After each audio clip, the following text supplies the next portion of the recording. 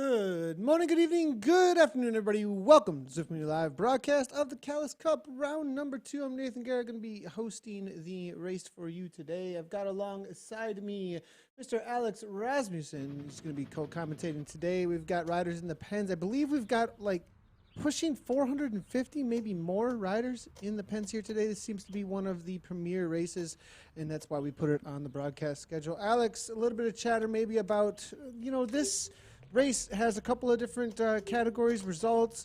All of it can be found over on zwiftpower.com, but it's turning out to be a really amazing series of races.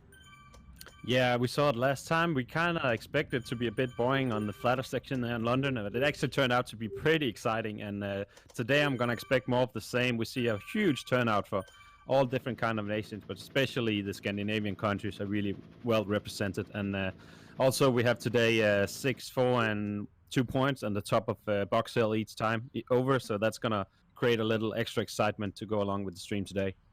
Yeah, definitely. I think that's pretty cool setup that they have. Now, if you do want to check out all of the race results, head on over to zwiftpower.com.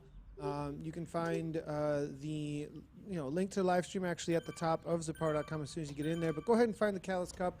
Look under leagues. See where the standings are. You can see who's all signed up for them. We're going to be doing London 8. So the main climb today is going to be all about Box Hill. We're going to be watching out for that. I believe every time around for this 41-kilometer race, the riders are really going to be looking forward for that. I think we're looking at about a 5.5 minute to 6 minute climb if the paces are as high as we've seen in recent times on the elite races. So we're going to be in with the A's for the men, and then we will be in with the women's race as well. That's kicking off at about 3:47. As you can hear in the background, riders have jumped out on course, so let's go ahead and check that out and see how things are playing out from the start.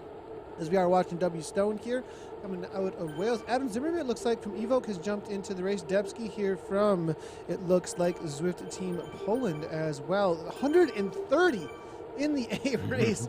And I think with the Tour de Zwift over now, I have a feeling that we're going to see a lot more of the community races getting some of this focus that we see with these numbers in here, and the esports teams really showing up to show off. Exactly. We're going to see all the esports teams that participate in Tour de Zwift enter, especially Team KALAS or the KALAS Cup, because it's been pretty popular, pretty exciting so far. And then we're going to have a chance to see some of the members of Zwift that didn't participate in Tour de Zwift actually measure themselves up against the best guys. I do see 2 championship jerseys. I do see the Danish champion Kalman and the Norwegian champion Vidar Mehl is in there. I don't know if you see any other jerseys, Nathan. Not as of yet. We'll keep eyes out on our MC. As you did see the Norwegian national champion there, just making his way forward right now. Oftedal also there, making his way forward. Doving there from Team Experimental. It does have there's a rider off the front though already. It does look like this is going to be, is that Richards off the front already? I'm going to have to double check, but the rider looks to be maybe in a Vikings kit. I'm going to wait for my rider nearby list to update here, but I have a feeling there's a little bit of a go here early on. Very risky with how long this race is. Now, this is something that's a little bit newer to some of the Zwift racing for sure. Having, usually we're looking at 30 minutes to 45 minutes. It seems like KALAS are trying to push the edge of that. Maybe not going too crazy with like hour and a half or anything like that, but definitely a little bit around, more closer to that 1 hour mark, I think, to try and loosen up the legs, I think, make the riders hurt a little bit more. Yeah, it's definitely going to be around 1 hour with the 2 times over Box Hill. Otherwise, it would probably have been under an hour. It's because it's only 41.2 kilometers, so it's going to be probably around an hour. And I do like it. I do hear a lot of requests for a little longer races. I do think Tour de Zwift has found a little niche with the really, really short, exciting races. But I think there's also room for some longer races on Zwift still. Yeah, I have to agree with you there. With the Tour de Zwift setup, it's been really cool and really exciting with the short, fast. I mean, those guys put out like 5, 6. It was. I looked at Jonathan Levi's from KRT stream, and at the end, at the results, we do see actually Anguset here going off the front a little bit. They're interesting to see.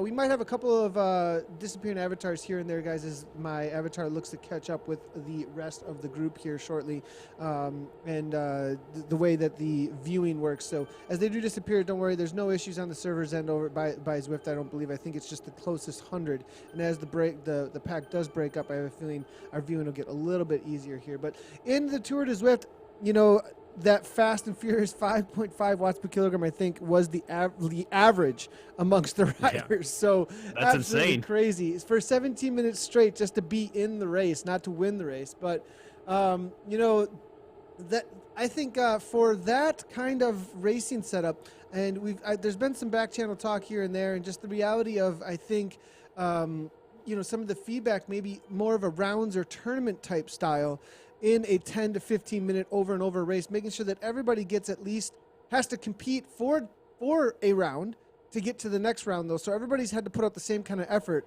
to try and get to that next round. That'd be pretty cool, over and over again, and then whittle things down rather than having like 100 riders one-off time for 17 minutes, but maybe more of an all-day like event like we do see with esports. Most esports have that type of tournament style like you see with Dota or League of Legends.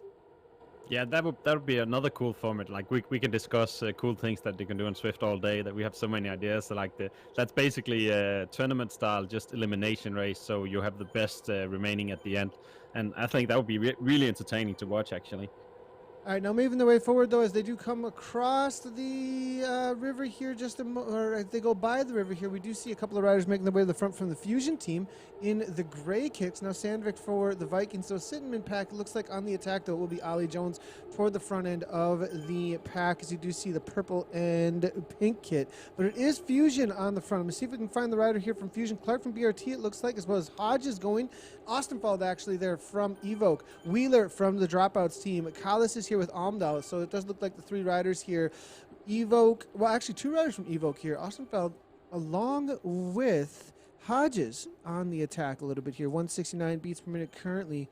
Not, I don't think, up into max or anything, but definitely trying to break things apart. I think they are doing just that as we look backwards through the pack here. Strung out a little bit, maybe not enough to make a serious dent, but, you know, a lot of riders are going to be trying to reserve as much as they can and maybe taking a couple of risks with the drafting situation here because of the reality of Box Hill that is going to be coming up. But we do see the yellow kit here on the front trying to maybe make a push, but not happening here yet, Alex. You're exactly right about I especially also take for granted sometimes on the flat sections that there's not going to be anybody dropping off, but it's not going to split at all. So I really tend to underestimate this flat section, and we see exactly the same thing every time, that it splits somewhere because people are just thinking they're going to be safe in the draft all the time. And then if you just push it a little bit on that little kicker or some other place where you can find just a little momentum to go off the front, you can actually split it if you have a strong team and put people in the hurt box before you even hit Box Hill for the first time. And you do see just that, actually. A couple of riders that are fairly strong, actually. Selderneck here now from the BRT team off the back a little bit. A couple of riders here, 2 seconds spur for Mylan coming out of Norway. So very difficult day here, it looks like, for some of these riders to jump back on at 183 beats per minute. And showing how incredibly fast and strong this group is already, even on these flatter sections with that draft. Hard to hang on. Now, looking through for the women's, they did just jump out on course here. Go ahead and see how things are playing out for them. We do see it looks like Rachel Elliott here was on the attack early on for the KRT team. Was not able to break away just yet, but definitely always be watching out for Elliott. If she's able to get any kind of a gap, super strong TT on this rider. She is able to just huge amount of watts for a long period of time. But, you know, the reality with Rachel, she doesn't have the kick, though, I don't think, or the sprint to match, or even maybe the climbing prowess of some of the other riders that are in this pack. So her forte would be to break away and try and just keep the speed as high as possible. Not sure she'll be able to do that. 26 riders in here. Canyon as well as Fearless. So it looks like BRT is in here as well as Smith, you know, with the Vikings as well. So KRT with Pole, though, she does have another rider in there with her. So we'll have to see if the KRT can continue to try and make a couple of breaks early on here. That may be their hope here, but doesn't look like we have any of the DBR domination team in here today. So kind of putting a couple of spots on the podium up for grabs. Yeah, we also want to give a chance to some of the other riders, so I think the girls are saving the legs today. Now, seriously, I think the Vikings teams were pretty strong in the last KALAS Cup, and they were actually able to bring it back a lot of times, even though they got dropped. So it's going to be interesting. I actually have kind of a tactical question for you. If you were able to go away, let's say 1 minute over the first time, Box Hill, would you stay away, or would you just wait for the peloton and then save your legs for the second time over Box Hill? As a solo rider, or are we talking solo. as Solo. a solo rider? Whew. It depends on what I was feeling. So let's say it a lot of times depends on what you're feeling like too. Like once you get over the top, and if you've got those feelings in the legs and in the body that say, look, I'm holding 5 watts per kilogram right now, and it's manageable, then I would say yes. You know what I mean? But if I felt like I went over and I got 30 seconds to a minute and I was trying to hold 5 to 5.5 watts per kilogram and it didn't feel manageable and it felt like, look, I'm not going to be able to hold this pace all the way to the finish line, I would back off. So it all depended on what kind of feelings I had in the body at that point, because especially solo, if I had 1 or 2 riders with me, then it's different, because then you can hold 5 to 6 to even 7 watts per kilogram on the front and then sit in at 4 or 5 or something like that and try to keep those speeds as high as possible. We do have a sprint section coming up here, though. It looks like we'd have a little bit of a break. We're trying to get to the front here. It looks like Young's going for it from Canyon. Might be able to grab it there. Sorry, we were toward the back watching the this is in the men's race. Apologies on that. It doesn't look like it was taken down by Stevie Young. I'll have to take a look over at the Zwift Power results here.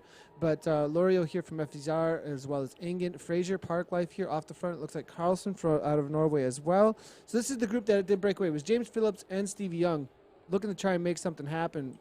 4 riders off the front a little bit. They do have a little bit of a gap here. I'm going to take a look over at ZwiftPower.com real quick and see what the results were for that sprint point, as there are points up for grabs here.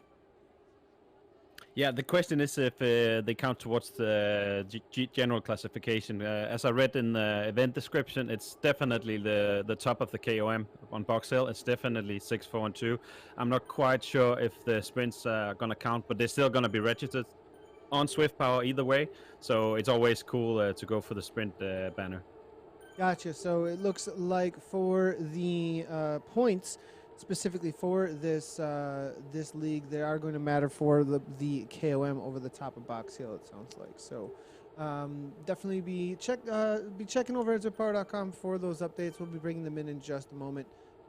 The attack did look like it worked out there for Canyon, as I do believe they had 1st and 2nd place across the line. We'll have to wait for it to get updated there, but I'm not sure that there was a lot if they're gonna count for the overalls. We'll have to look through and see. They were going for it pretty hard, though. I would be surprised. Yeah. If they, were they just having fun, or I don't know if it's fun, but what was going on with that attack there? I have to take a look and see.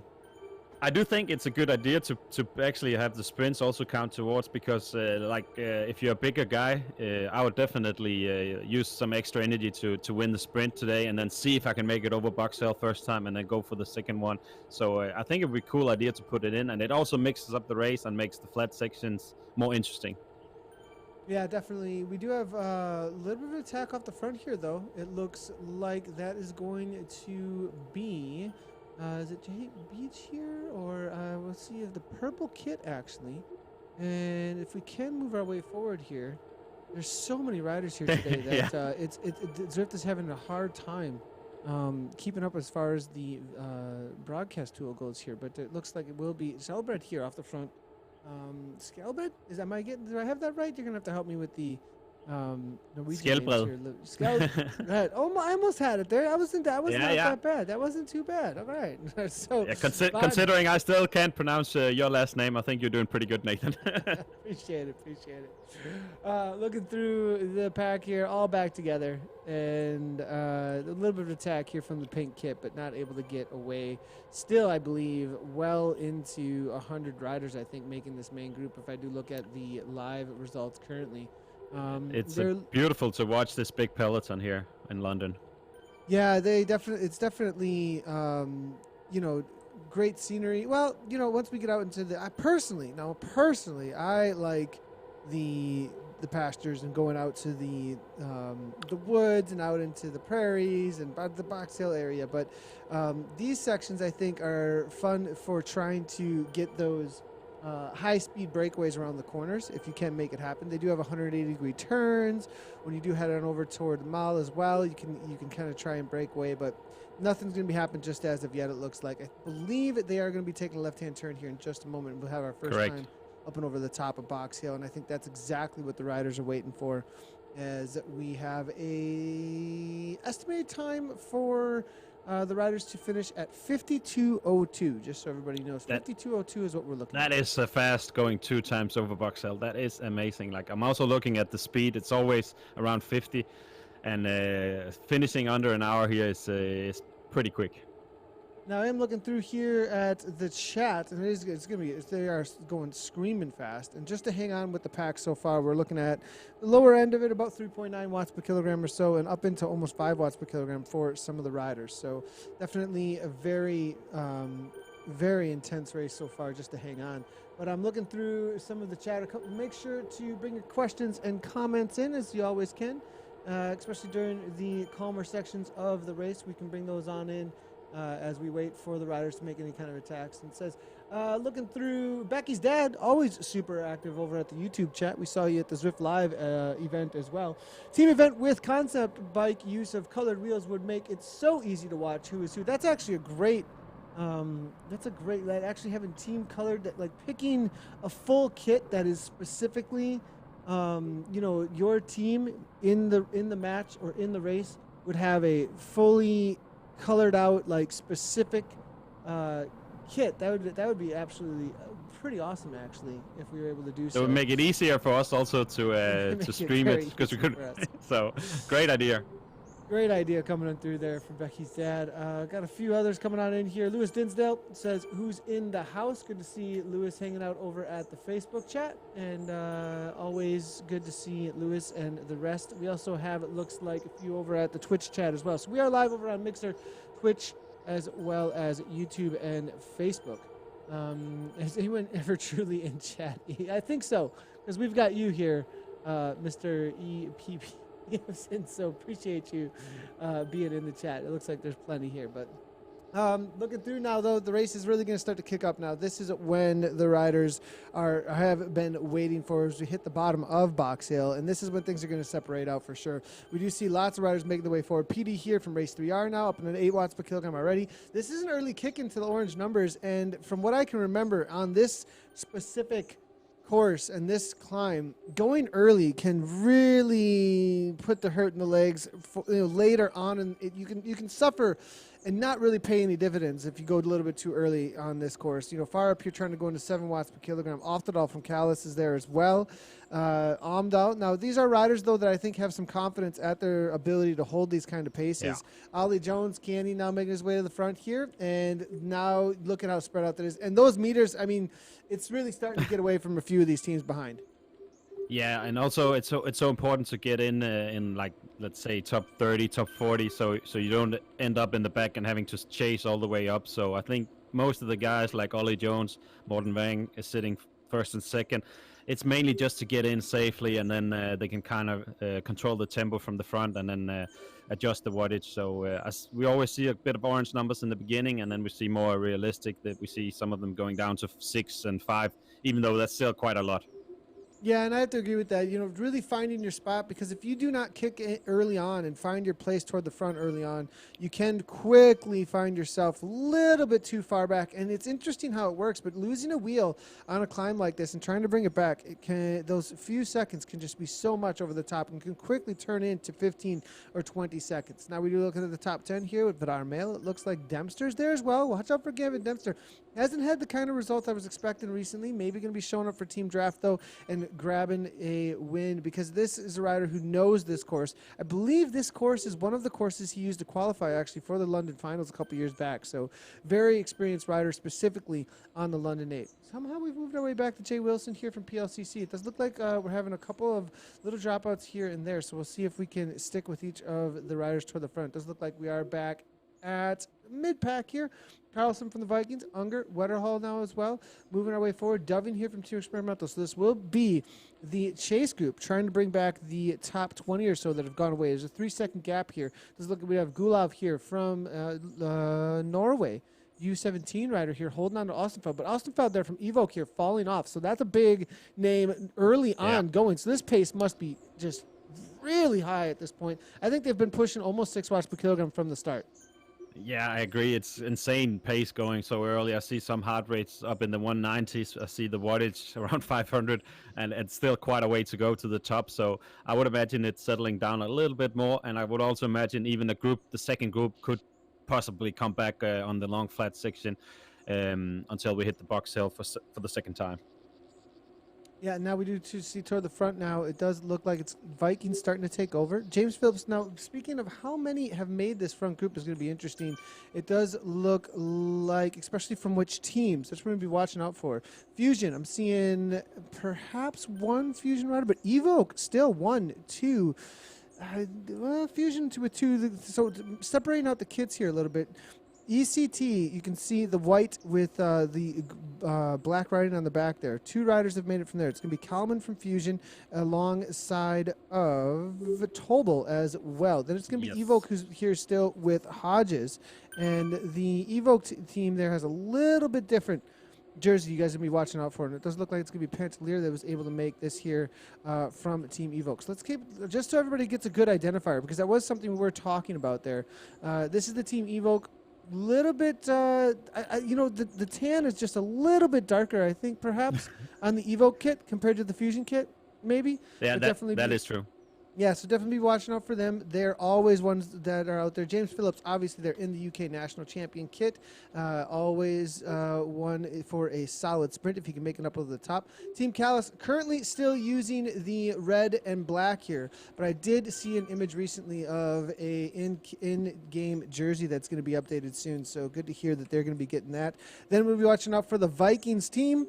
Have the Vikings made this? I believe I see one here on the left-hand side there. There's one far up that's at least made it. And then one who's going off the front, maybe in the same kit. There's also going to be Lursveen there. Steven Lursveen, always very strong rider, especially in the sprints. Watch out for him. We've seen him win on some of the flatter courses for sprints. So interesting to see he's made this pack specifically. Who's been pushing the pace at the front? Looks like Nigel Clark there from the BRT team. And they are going to be in the brown and orange with that pink Tron bike here. Toward the front. So we'll keep on updating you on all the teams and how to be watching out for them. That looks like Gavin Dempster in the draft red kit there. Anybody that we missed there? 3R perhaps there, Alex, making the way to the front? We also have, I just want to mention that we have the 3 national champion, the Danish, Norwegian, and was a British one. But so they're obviously racing for, the Danish champion is racing for Fusion, so he's going to be part of, so if he goes away, they're not going to be able to immediately recognize that he's with Team Fusion. Now, this is the 6, 4, 2 points that are going to count towards the general classification. And look at this here. Olsen coming through. I may be nipping it at the line there. We're going to have to wait and see how that ended up playing out between the riders there. And what a kick there coming from Olsen. And, you know, the riders, we thought they were going all in. They were waiting for the sprint section. There's what was actually happening. What a kick there from Olsen. Now, this is an attack that may split the group a little bit. Some of these riders here were just sitting in and waiting for those points, it seems like, at that. And it does look like Olsen, along with the rider for Ascent, who went very early. And Jay Ray here, rider I'm not extremely familiar with, actually, was the one who was trying to make something happen, right? An MGCC kit here, as you can see, coming out of Canada. Olsen backing off the 1.5 watts per kilogram. A little bit of kick here from VH, trying to get across the line and back on terms with this lead group. Wheeler, Ostenfeld here. I believe this is the chase group. It's a 32nd. Actually, no, there's a whole, this thing is blown apart. Yeah, and, it is sorry about the everybody. For some reason today, our broadcast view here today is jumping around a whole lot, so we're going to try and stay with things as best we possibly can. We're back with the lead group here. I know it's jumping around a ton, not usually how it behaves for us. So if we can fix things up for you, we will do our best to do so. But it will be Geldings here from the Vikings, along with Nigel Clark, Pantelier here as well, and Clark, Pantelier, Jones. It looks like Ray from Ascent, and then Dempster, Chuzinski, Davies, Shelbrett, all going off the front here. Solid group. Looks like of at least 20 riders. Most of the national champions, I believe all the national champions in the race here have made this front group. Lursveen's off the back though. The Viking rider, it looks like, did fall off after that second kick over the top of Box Hill. Always very difficult that section, Alex, to hang on. Exactly, but now it's even worse because you actually have to do that sprint, and that's all. It surprised me a little bit, as you can hear, that you have that sprint on the top. So normally you have a little section there, you can just breathe, it's flat, but then the sprint kicks off, and then immediately after you have that kicker with, is it 12%, I think?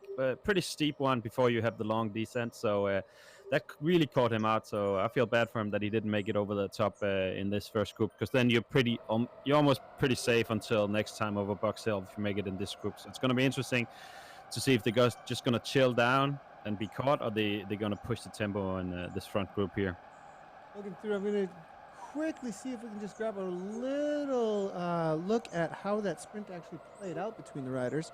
And it looks like here it was going very quickly. Jay Ray looking to get away. It was with about 200, I think 200 meters to go. Gelbert hanging on there, but it was going to be L'Oreal. And then Olsen kicking back here for those points, as you can see. And it looks like Olsen came over the top there, 8 watts per kilogram, 8 watts per 9, 10 almost watts per kilogram after that kind of a climb. It looks like Look at the heart rate. Might have nipped it. The heart rate up in the 195 beats per minute. Obviously, very interested in grabbing as many points as he possibly can for the series here. So we're going to look over at the preems here and see if we can find out exactly how it ended up playing out on zwiftpower.com. Going up through the underground here. I'm going to jump on over to the women's race, though. I know you guys are going to be screaming, what's going on with the women's race? What's happening with the women's race? Here we go. And it is Rachel Elliott. We said that maybe not having the kind of kick in the VO2 max that was needed for this, but Rachel's proving me wrong here, as she's on the front here for the KRT team, 5.0 watts per kilogram. Kristen Falk there from Canyon ZCC hanging on along with a Lawson, who is riding unattached, actually, a rider I've never seen before, Alex. Yeah, I haven't seen her either, but it's going to be inevitable that we're going to see some new, strong Norwegian girls up in the KALAS Cup. So it just goes to show that it's really, really popular, this league, especially in Norway. And we're going to get some new names that we just got to remember, Nathan. You already know probably 2,000 to 5,000 names on Swift. So what, a couple of extra names, it's not going to be a problem for you. Now we are looking through the results, and Martin Olsen was able to grab it with that kick across the line, followed up by Teppo L'Oreal and Jeremy Ray from Canada, the rider who kicked things off first, actually ended up in third there, 0.2, it looks like 0.2 of a second behind. So Jeremy Ray trying to make things happen, but it was L'Oreal as well as Olsen who got the better of him. So that's the top three across the line over the top of that KOM. Vidar Mail coming through for fourth, and then fifth was Alexander Stelbred, and then Stian Lerstein for sixth. Now, so those were the points. The points, though, I believe are first, second, and third, if I'm not incorrect there, Alex. It's 6-4-2 at the top 6, for 4, the and GC. 2. So, yeah, so first, Yes. second, and third for, so 6, Yeah. 4, and 2. So Martin Olsen able to grab 6 points there for the general classification, changing things up a little bit. It's not just across the finish line. Very cool situation here that they have played out for the tactics here. But interesting to see here off the back now, Russell here from Fearless working together with Jennifer Rio. It looks like Kirsten Pohl there from the KRT team. She's not going to be doing any chasing at this point.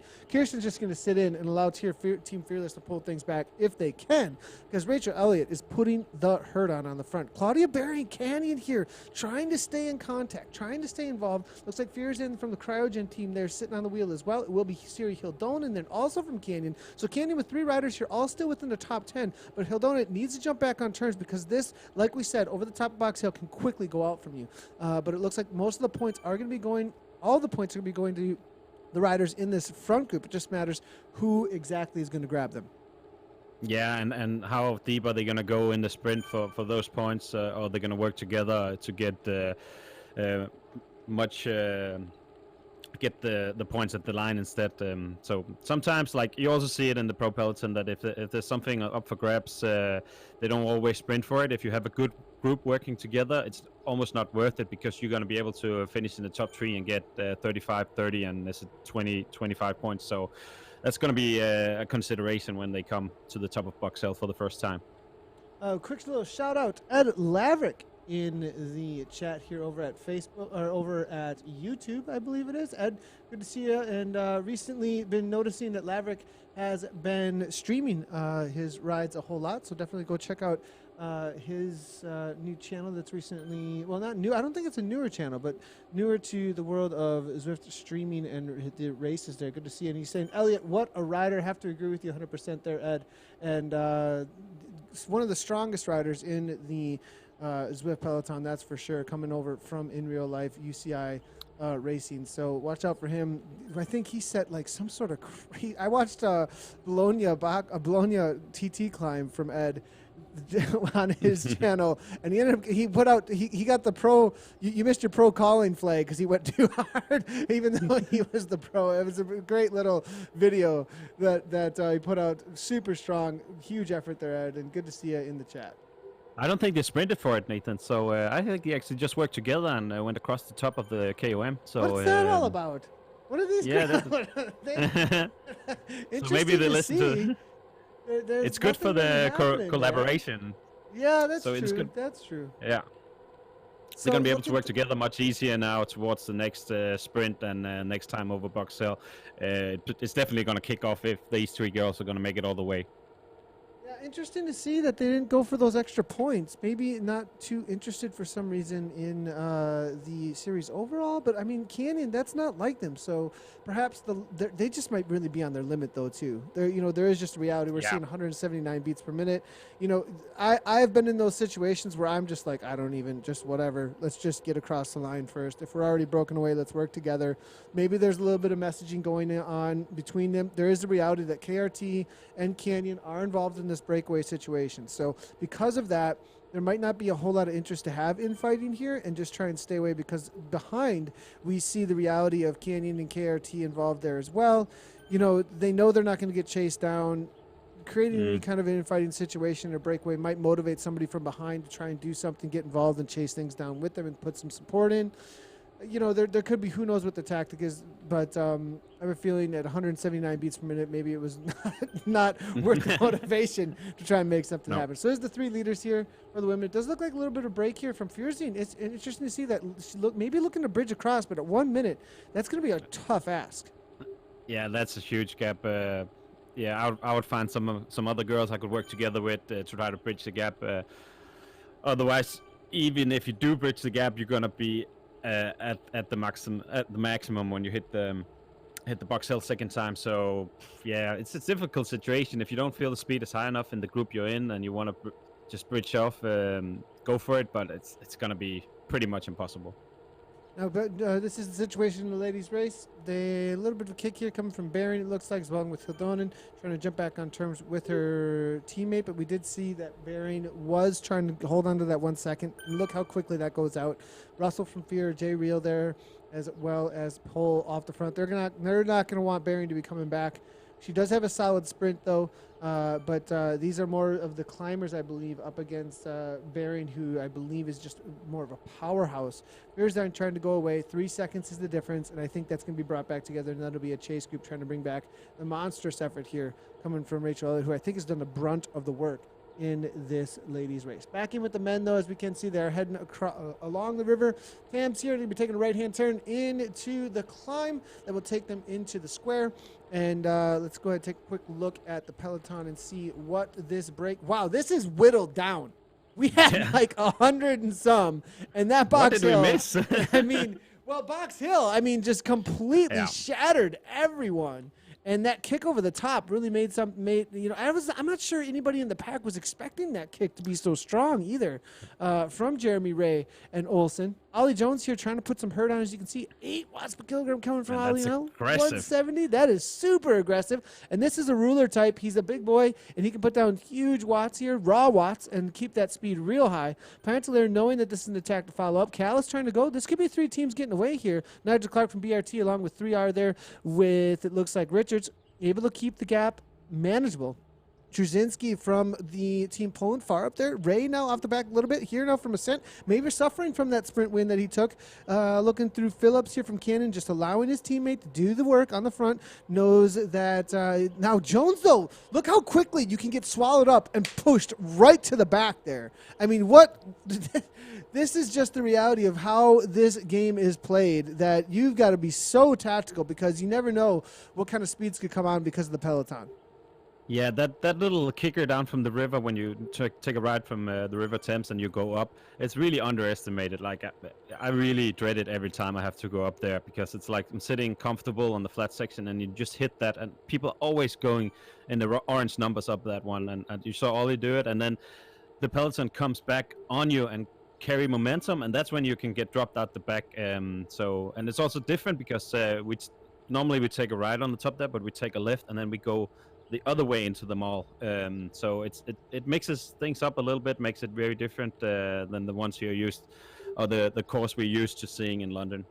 Quick little look here at the women's race. We did see Rachel on the attack out of the underground, another spot that's very key out on course, 16% gradient, very short, about 15 seconds or so. She did get a little bit of gap, was able to get away for a moment, but it looks like Falk and Olafsson able to shut that down. So still 3 off the front in the women's race here as they make their way through for lap number 2 in just a moment. Now, we did get a question coming over on YouTube, and this is a great question, and we actually used to have a lot of races closer to that 50 to 60 miles, and they do exist. They do exist. It just seems that the participation, and there's a reality that there is, it acts like a market. It really does in some ways. Like, race organizers have been testing this for years. At this point, we're 5 years in. We started organizing races originally before event mode even existed. We just met up at the start-finish banner on the Watopia forward loop, and we had like a global world timer that we all said go on, and then we tracked it on Strava. That was, 4.5 years ago. We started broadcasting those, and over time we've just found that there are people that are looking for Ryan Carter, those 2 hours, 50 to 60 mile races. Even I do the KISS 100 on Saturday nights, late night, midnight my time a lot of times for training, and it works out really well for my training. We get sometimes between 50 to 150 riders, but as far as the main and a lot of these esports teams will show up for those races for training.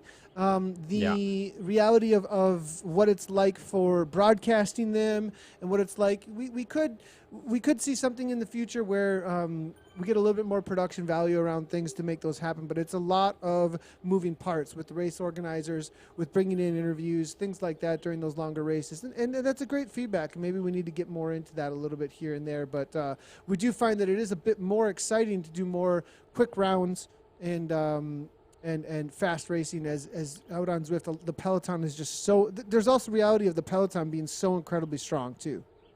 Yeah, I agree. I think like we see some of the longer races are normally the Grand Fondos that are arranged by, well, it's not even a race, but it always turns out to be a race in the end. But the Grand Fondos, like next Sunday, there's a 100-kilometer Grand Fondo that is a Swift event. But in terms of racing, I mean, I wouldn't mind streaming a 2-hour race with you. With a lot of time for some cool stories, so I wouldn't mind it, but we also need the support from like 130 riders to create an exciting race as well, so it wouldn't be as fun if it's only 20 riders participating. Yeah, 100%. And once in a while, that's also the risk too that ends up happening with the broadcast. We have had situations where we plan a big race, a longer race, and it ends up having lower participation. It ends up being 5, 6, 7 riders. You're just kind of watching those avatars roll around, and it doesn't get that animated, And and obviously they do it. They get it done with the Tour de France. They get it done with all the big tours, and they're able to have a lot to talk about. But they have a lot of extra backstory and things that kind of get pulled into there. So we are looking to add all that. So as we do get all that mixed in a little bit more, perhaps we'll get a little bit longer. And races going on here. they didn't sprint this time, so I'm pretty sure that it's only they figured it out. Yeah, so it's only the top of Box Hill that's 6-4, 2 points. So this sprint on the flat on the mall doesn't count towards the GC. And this is a great little comment coming on through here, and as we do see them just not sprint through there, figuring out that there are no points on the line. Maybe they're just warming up the legs there for that first time through. But we are seeing a great comment coming through for Jonathan Guerin, actually a longtime racer out on Zwift and I think he's still racing for Team Finesse, used to be KRT. Most riders just double up in races. Maybe Zwift can have Omnium back-to-back, TT Hilly Race Crit, total of 9. That's a great idea. I love that. I love that. It'd be great to see how that plays out. And that's what we're talking about. Tournament-style racing would be very cool with different and also elimination race. I just want to mention that. I want that elimination race in the game. That would be so much fun. The trackie's looking for that elimination race, of course. Even on Crit City, I think it would be pretty fun. You could even eliminate like 2 or 3 each time, so you don't have to make it that long. It would still work out. I think it would be a pretty cool idea. This is a nice little comment coming on through from per Johnny Doving. And this is the great comment. And if you haven't checked it out yet, make I sure to agree. head on over to Zwiftcast, Zwiftcast listeners on Facebook. It's all over all of the groups. Simon Schofield just did the Minterview, it's been coined, the Eric Min yearly interview. It's interesting. It was done at the same week as the State of the Union for the US of A. Does he always do that? I'm not positive, but that was an interesting thing to me. I don't think anybody, well, I think Zwift venting area were ripping up papers though, so about a few, anyways. We're going a little too far there perhaps, but there was some chatter about Velodrome in the Zwiftcast. Make sure to go check that out. Simon did an amazing job alongside with Eric, putting out a lot of the community's questions and answering them pretty well, it seemed like. So make sure to go ahead. I mean, and give that we a do listen. have a velodrome in London where we start. Actually, we're right next to the Olympic velodrome from London Olympics. I just want to be able to race inside it. So just add that. That would be great. Great, and we'll see if we can have a little turn off into the kind of like the mountain bike course, right? Like we just go. That's how we get into the mountain bike course. You got to ride over to it, and boom, there we go. You're in. But all right, back in with the ladies as they do head into their climb into Trafalgar. We'll see if Rachel tries to put the hurt on. It does look like she is doing just that. It's 120 back, though, to the Chasers. It does not look like that's going to be coming back anytime soon as they come toward their second time around the flatter sections of the square here and onto the mile. Kristen Falk just hanging on, it looks like, at 5.2 watts per kilogram, as you can see. Rachel Elliott really the driving force behind this. If we do take a look at the wattages so far on ZwiftPower.com, I have a feeling we're going to see her as the most aggressive rider on the day. And interesting to see, there was that great little feature during the Tour de Zwift of her story. For those of you who did not know, she's got an amazing story. Make sure to watch back the Tour de Zwift for that feature in I believe it was in round number 6, if I'm not incorrect.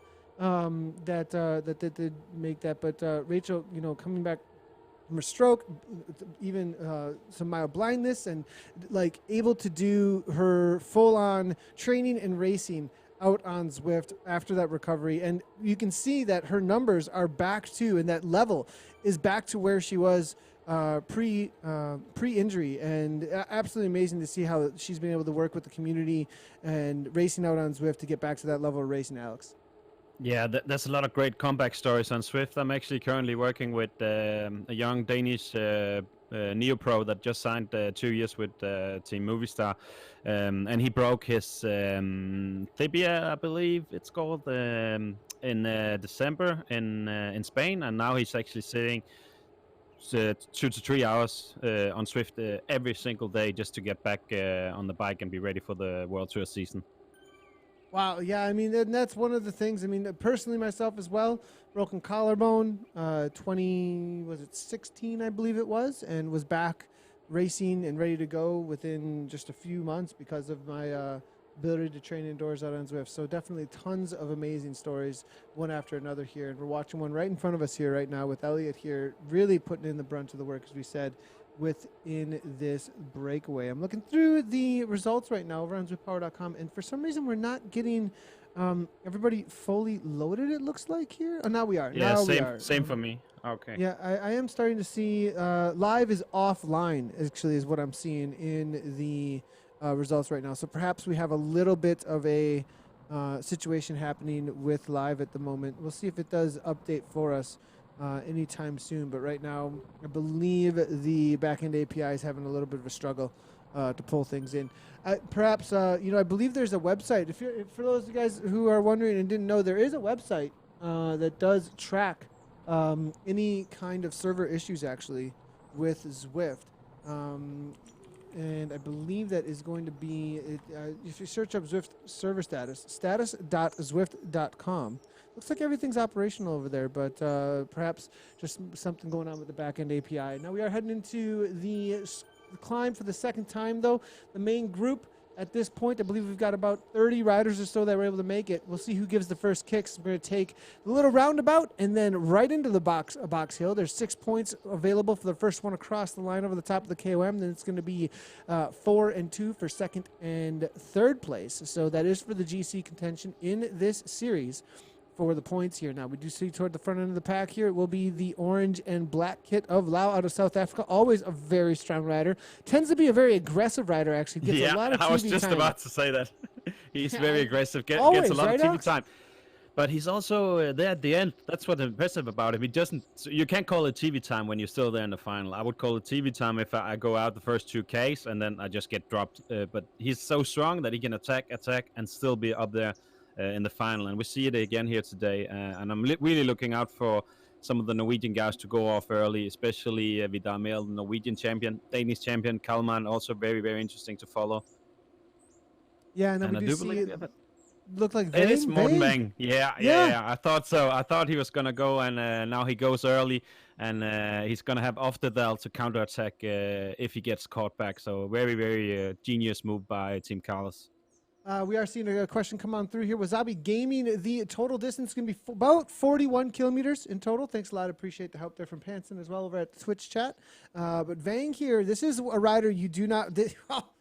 He's the climber, that's for sure. Yes, and definitely. Clark here, BRT now, trying to make something happen, as you can see, but only 6.4 watts per kilogram. Only. But Vang continues on, says 6 seconds. This is a dangerous move. You don't want to let this go too far. He's already got 6 seconds, going out to 7 seconds there, and to close this down. Okay, so there is the reality, though, at the top that there is that 6 points. And we saw the kick last time. You know, the last time over the top of that climb, it was a huge kick up at the 10 watts per kilogram or so. The speeds get so high. I'm not sure Vang is going to have that kind of a kick over the top because of this early effort here. Now, backing up to 5.9. We saw low coming through here now, 6.2. Up and out of the saddle here, 178 beats per minute here, 493 watts. Messinil, the frog, giving it a go. Now, we have not seen the poison dart frog recently really make any kind of splash in these races, and now he's back, it looks like. Messinil on the attack. Orange numbers from Messinil, but I really, really want to say that I think it's a great move by Team KALAS because you have Vidar and Oftedal behind. So I think if we're going to have to wait and see, but if he gets caught, I'm pretty sure we're going to see a counterattack straight over the top from Team KALAS, unless that Messinil just bridges the gap and goes away with Morten. But I think he's going to bring probably the peloton over, and it's just going to split up, but we're going to see more action from Team KALAS today.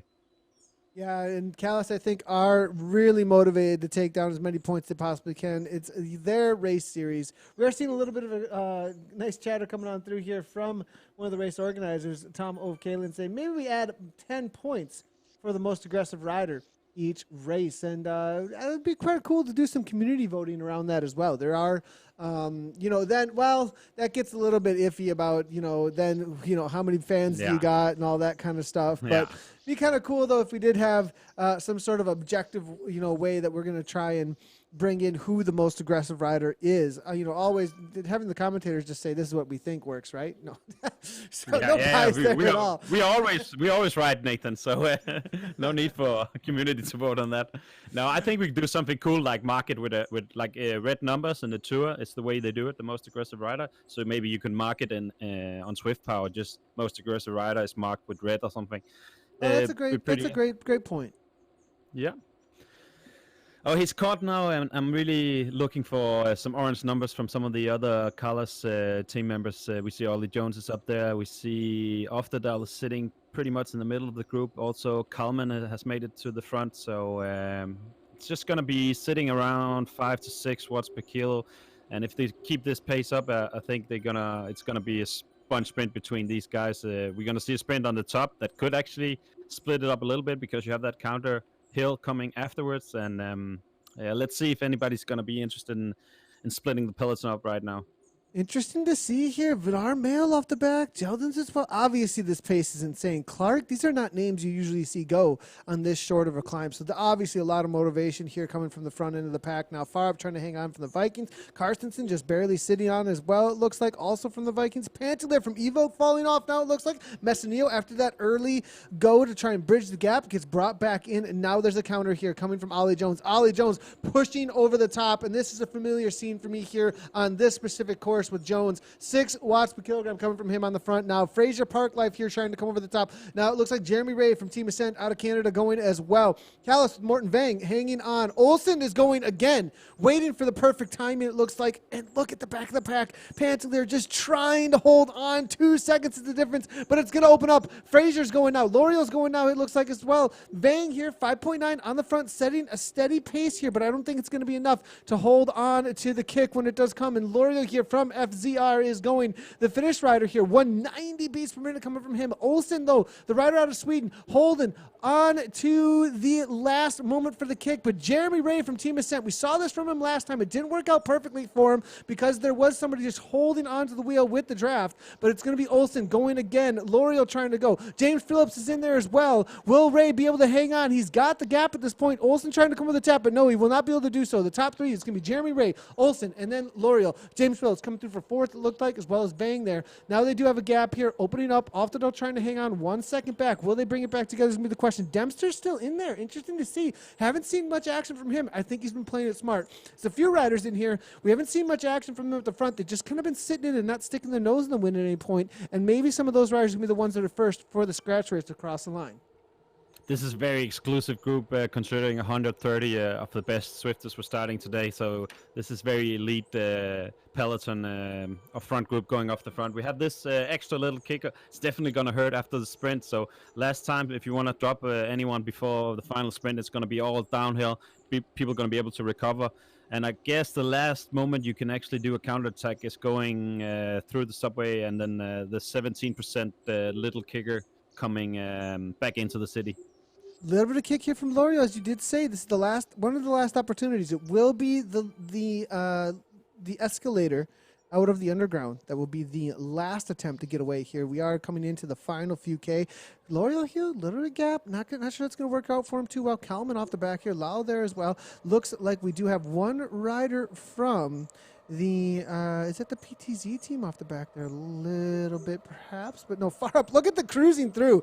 They come up with those watts a little bit in the speed and right on through the pack with that super tuck working in their advantage. Far up now from the Vikings team, up into that 77 kilometers per hour. Now Olsen from SZ, he's had a sprint over the top each time. Will he have a sprint, though, to the line on the flatter sections? It's going to be the question. Look at the up and out of the saddle again there from Karstensen there from the Vikings team now. And it, like you said, very elite group that has made this break here at this point. Some of the strongest which we know of. 18 riders, I believe. Yeah, it's 18 riders. And I think it's all about getting your heart rate dropped. I'm just looking through to look at the heart rate, because you have probably like 1 minute to get your heart rate down and recover. And the faster you get your heart rate down, the better you're suited for the sprint. So just look out for some of the heart rates if you want to see if they're fresh for the sprint. Good call there, actually, as we do see Olsen 153, Almdal 158, Richards 147, Nathaniel here 133. We were seeing he did just come back from San Juan Tour, I believe it is, in real life on the UCI Pro Circuit. So good to see him back home and racing with us here on Zwift. Jalbred now trying to go, it looks like. 180, though, coming from Skelbred, as it's 4.2 watts per kilogram coming from him. Not sure he's fully recovered here at this point. Now the Vikings taking over at the front, as you can see in the blue and orange and yellow, gray kit now. But it is 2 riders from Canyon ZCC that have made this front group. We've got a couple of riders there from KALAS as well. Looks like one Fusion sitting in. Dempster solo as well. Lots of solo riders up against a lot of KALAS, a lot of Vikings, and a couple of Canyon ZCC, it looks like, at this point. So those are the riders that can really drive the pace. The advantage, Alex, in having teammates really is just being able to keep that pace high in these final few K. Yeah, if you have a sprinter, that's definitely the advantage. And if you don't believe you have the fastest guy, it's definitely about doing some counter-attacking and just everybody else just sitting on, trying to draw the tempo out of the group. So can I come with a pick for winner today? Yeah. Who you got? Who's chat? Let us know who you think is going to take this down. We're going to let Alex give us a go here and roll the dice. Yeah, I'm gonna have to be national and go with the Danish champion. I would love to see that across the finish line first. So that's gonna be my pick. Even though I do believe Ollie is gonna be quick as well. Yeah, Kallman does have a killer sprint. We've seen him over and over again in the Fusion Series, able to make something happen. Morton Vang putting the hurt on from Team KALAS. I think trying to set up Altadal perhaps, though, as Altadal sits in at 5.9 watts per kilogram behind as they do come over the top. Putting the chase on, though. They got a little bit of a gap here, but I believe Fraser's going to shut that right on down. Always a super workhorse there for Park Life CC coming out of Australia. Olsen, SC, sitting in. Let's hear your predictions here over at chat. Who do you think is going to take this down here today? I'm going to give it to, James Phillips has been on a absolute torrent recently. He's coming off of some big numbers and sprints in the Tour de Zwift. I believe he was able to throw down over on that Innsbruck ring. I'm going to call out James Phillips, Canadian ZCC. They've been working for him. Ali has put in work early on to push the pace, make people chase, and Phillips is sitting pretty here in 5th place right now. Watch out for James Phillips across the line. So as we do ramp it up here, we're heading into the final K here, and it looks like Fraser trying to take over toward the front. Scalabred now off it off from KALAS here, and what is it going to be? Dempster. Dempster's going early. This is from way out, actually. Now, this is like over 500 meters, but Dempster's got a gap here, and this is a smart move. This part right here can catch people up because nobody wants to go this early, and Phillips is actually going to lead the pack out, and that might be it for Phillips because this is just going to be a lead up for the rest of the pack as they sit on him. Almdal's got 15 watts per kilogram. Here comes Almdal, though. Here comes Ollie Jones, though. Dempster is fading. Will he be able to hold on to this pace? But no, Almdal comes through. Ollie Jones sitting on the wheel. Ollie Jones, 700 watts. Can he hold? Here comes James Phillips. Where's Phillips all of a sudden coming from? And James Phillips with a second kick. 15 watts per kilogram. Phillips with that second kick takes it down. I thought it was done for Phillips, but no. What a crazy kick from Phillips. Perfectly timed. Alex, on that downhill, let's take a look at it here real quick, as that's really what it was all about, I think, is that downhill section that we saw there. And here it is. Dempster went really early, but Jones comes over the top. I thought it was over at that point, but look at Phillips. Me too. Look at this. That's the second kick from James, so that's insane. He basically closed the gap to Gavin Dempster, and then he kicked again. And normally you can't do that, like, because you're gonna be acid up to your legs. So being able to recover and kick again, I mean, I don't think I've seen it before. Up to your legs, through your stomach, and all the way through your head, screaming at your brain that you're supposed to be done. But no, Phillips comes through there with that amazing gaps everybody at this point. It looks like Ollie Jones gets nipped at the line, I believe, by Alm. We'll have to take a look at the results. Kalman coming through, your pick for 4th. Yeah. And, wait, whose pick was Phillips? Wait a second. Who got that right? I can't remember. I don't know. I can't remember either. Whoever that guy is, he might know something about Zwift racing. I'm not Pure sure. luck.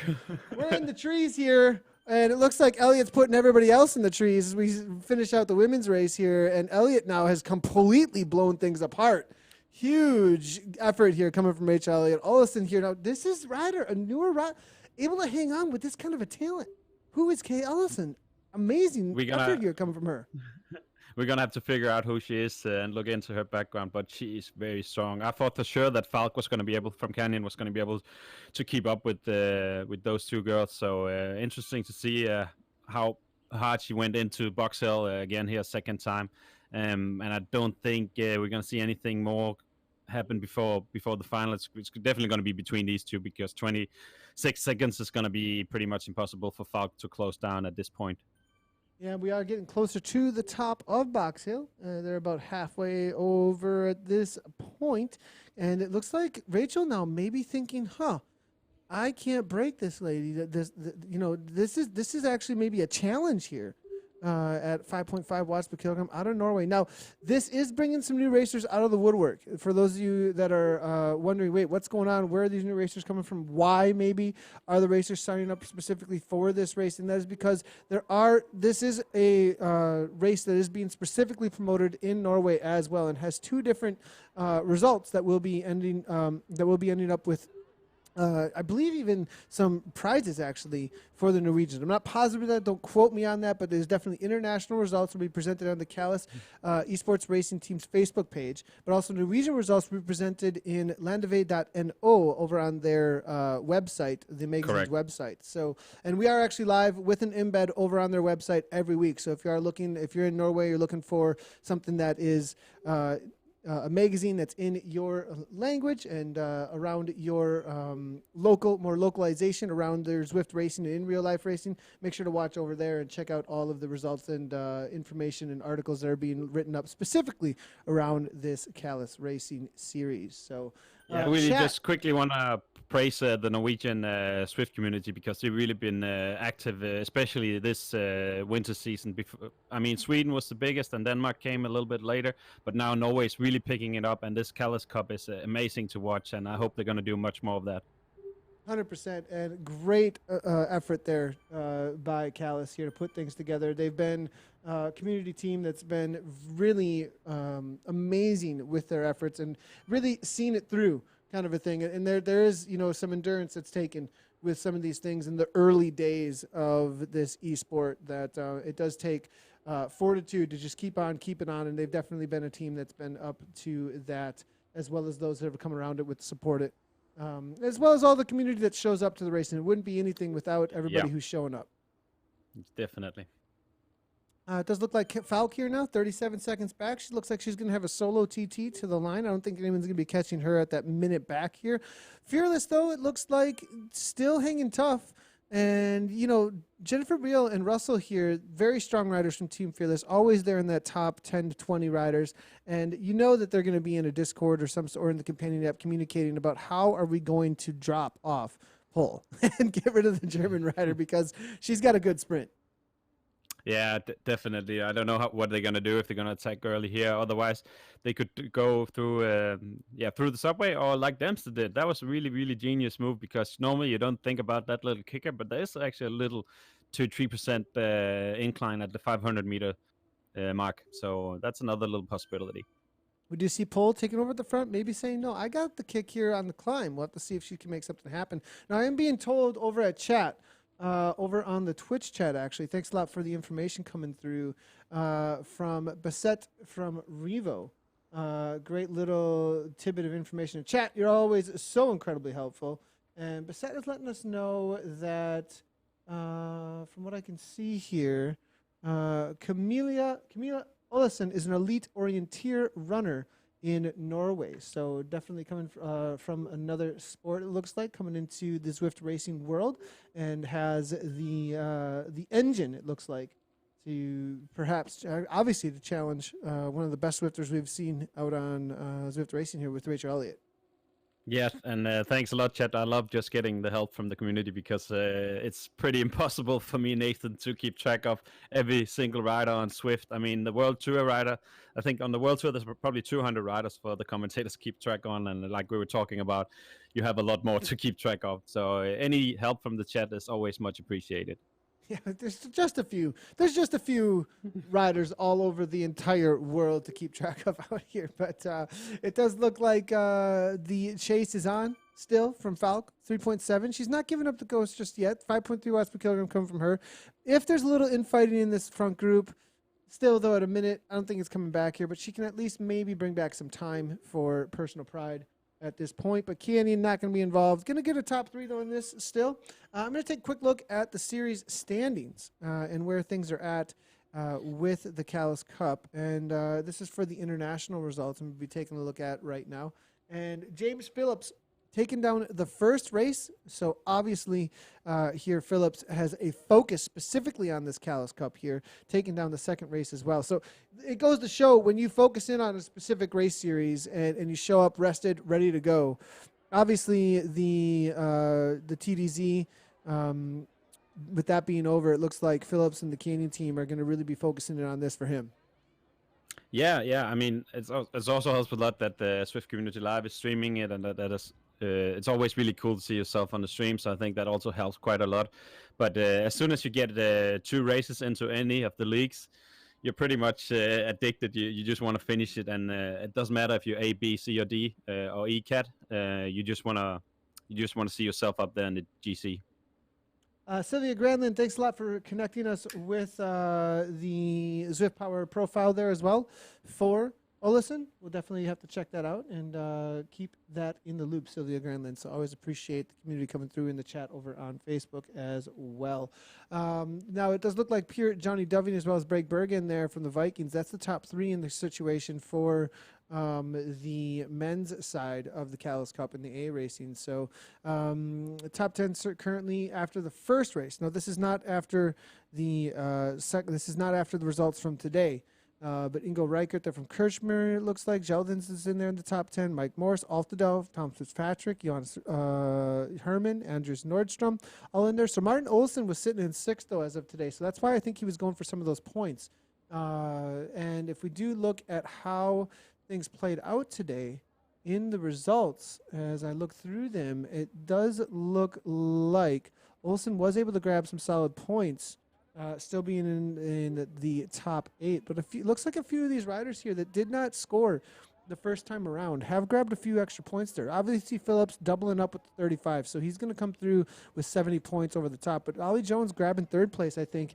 It's going to put him back in the standings. Almdahl there as well with some solid points. Almdahl was not in the standings of the top 10 prior to this week, so there's going to be a mix-up for sure between the riders on the men's side of things for this series after this week of racing.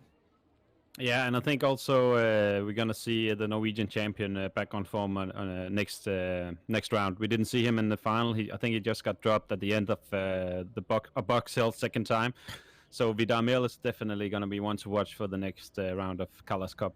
Now back in with the ladies racing, though, here we do see Rachel Elliott trying to make a kick, but Olsen grabbing that wheel here. Rachel Elliott has a challenge at this point, but Olsen now falling off. The orange numbers were there, and now it's fading. Those 7 watts per kilogram here. She has to close this down now here, and it looks like it is going to happen. She's got 8 with a kick, but it's up in the 160, 170 beats per minute, but if she grabs on the wheel, it's going to be cat and mouse games at this point. Rachel attempted to hold that gap, but was unable to do so here. It looks like it's going to be Olsen and Rachel to the line. No breakaway situation for this monster of a TT rider here, and that may have been her. I don't know. They look fairly even, though, when it comes to a sprint situation here. What's the call here, Alex? Who do you think is going to take it down? Olsen, the new rider, the new face to racing here. Will it be Rachel Elliott?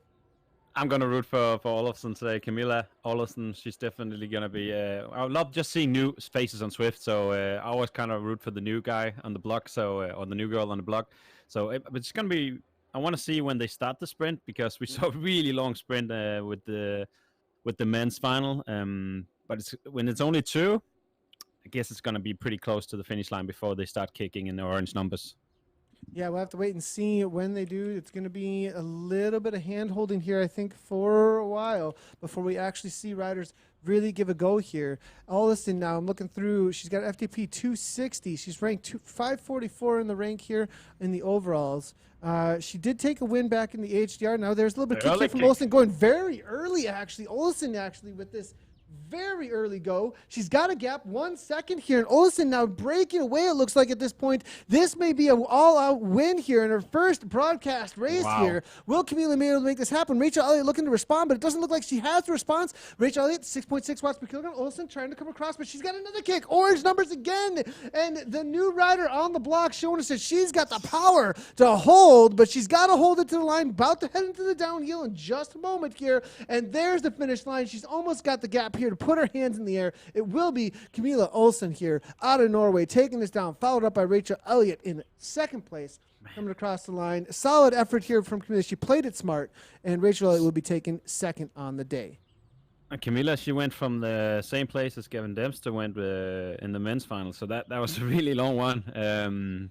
But it just, that little kicker, that's actually a great place to kick if you can get the gap. Otherwise, you're just going to be leading everyone else out. Yeah, and it does look like we have somebody to be watching out for out here in the world of Zwift racing. As Camila, looking at the recent results, very new to the world. Only 3 races from what we can see out on Zwift. And so, always the new blood coming out with the reality of this new esport growing so quickly as it gets more and more popular and more people come on in. That's the coolest part of Zwift racing, is the new talent that comes in. Big shout out to both Rachel and Camila for putting on a great show today. Now Kristen Falk's coming through, about a minute behind, but solid effort here coming from Falk from the Canyon ZCC team. Going to be taking third on the day, and we'll have to take a look at the current situation for the ladies' side of things. Claudia Baring is the leader in the series right now for the KALAS Cup, but she is going to be falling back maybe a little bit. Vicky Whitelaw was holding out second, but Kristen Falk is currently sitting in third place. So Kristen Falk will, it looks like, increase her lead in the series. Now, Rachel Elliott was not on the board. Neither was Camelia Olsen. So we'll have to see how this ends up playing out for the overalls. But I think Kristen Falk, with this effort, is going to take over first place in the series. Yeah, I think so. I think Canyon is really going all out for this series as well, both women and the men's team. So I just love seeing the competition from some of the teams we saw on Tour de Swift going over into the community races now and seeing them racing against everyone else on Swift.